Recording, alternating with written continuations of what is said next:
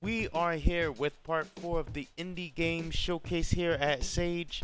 The first game up was actually called Bristle and the Artificial Invasion, but I didn't know how to launch that game. Maybe it was a mod for something else, so I actually had to end up skipping over it. But I just wanted to shout it out in case anybody was wondering why we didn't play it. Okay, so the first game that I actually was able to play was called Buknight, and I remember this one from a few past Sage events. And it's one of those games that has you platforming in a 2D environment, and you proceed through the level by hacking and slashing enemies along the way. So, I actually wasn't a fan of the combat in this game because you had to be really close to them when swinging your sword.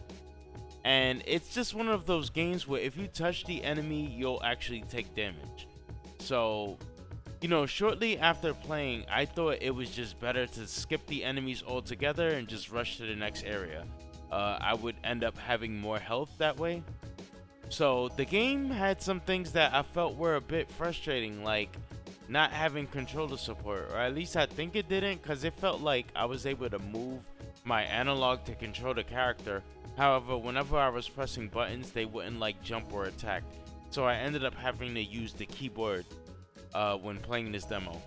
So the screen was also a nice size at first, like at the title screen, but once you begin the game, it shrinks to a really small window, making it hard to see anything that's going on. And the game itself was really fast, and the enemies will actually be throwing projectiles at you. So there was times where they was just throwing things at me, and I couldn't even see it due to playing on this really small screen. So, in my honest opinion, the game just was really basic, and it wasn't really enjoyable. It's one of those games that keeps coming back, but doesn't really show any progress. And in my personal opinion, I feel that this game needs to either be finished or canceled. The next game is Tombe, and it's a 2D shooter like Contra. You have these mole miners that you have to like shoot up, and you have to like shoot these boxes to dig your way through these caves. And there's some hazards along the way, like in the level you might see like spikes falling from the ceiling, and there's TNT boxes that will explode when destroyed.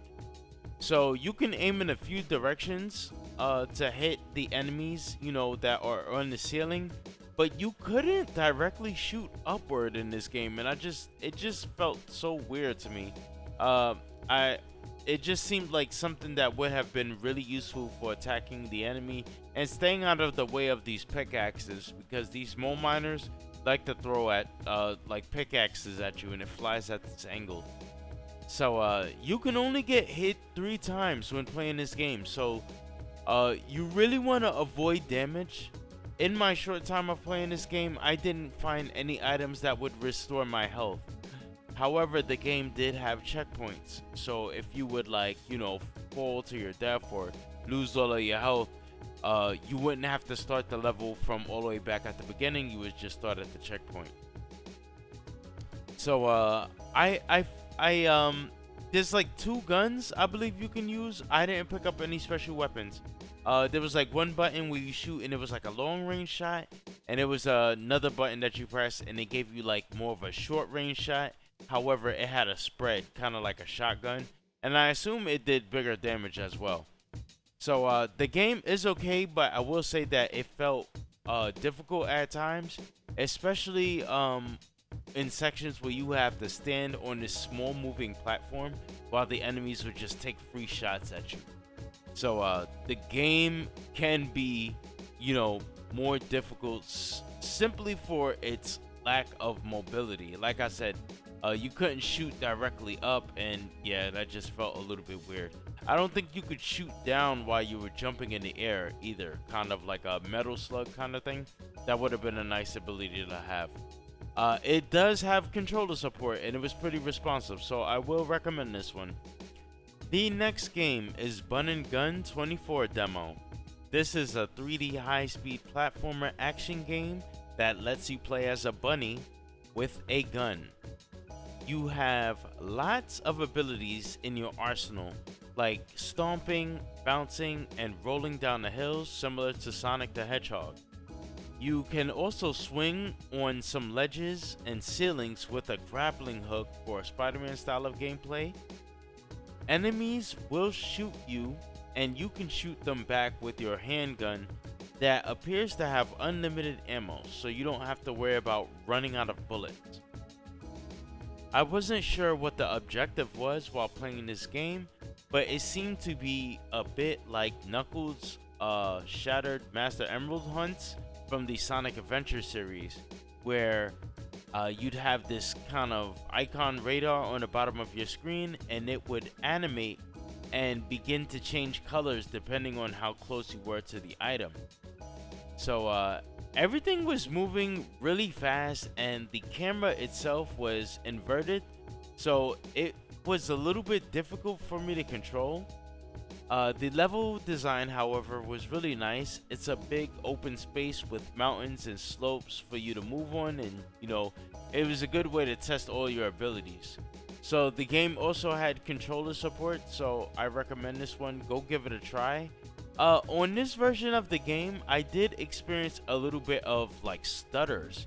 I don't know what was causing that, so yeah, just something to take note of to the author. The next game is Buster's Big Score, and I'm glad I was able to capture this since my NVIDIA wouldn't pick it up, and it kind of just forced me into full screen.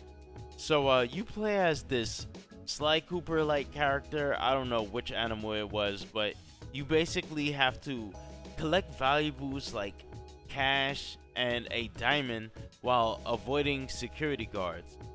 So these guards that are patrolling the area had flashlights, but I think they were purely aesthetic, because if you like stand in a circle where the flashlight was shining on, nothing would happen. However, you would take damage if you bump into the security guards, so be sure to avoid them.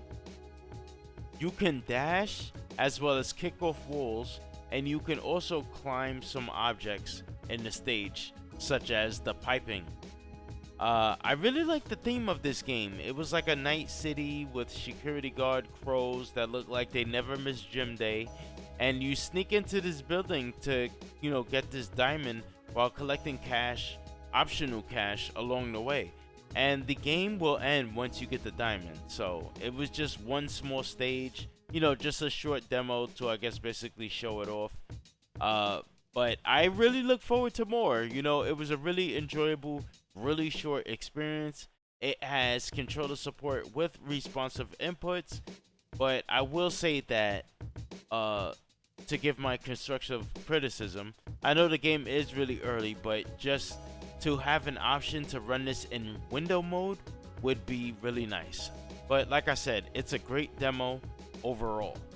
So that's going to do it for me with this Sage video. We will try to cover many games this year, try to cover as many as we can. So stay tuned. Leave a like or dislike on this video to show your support. Subscribe to the channel if you're feeling generous.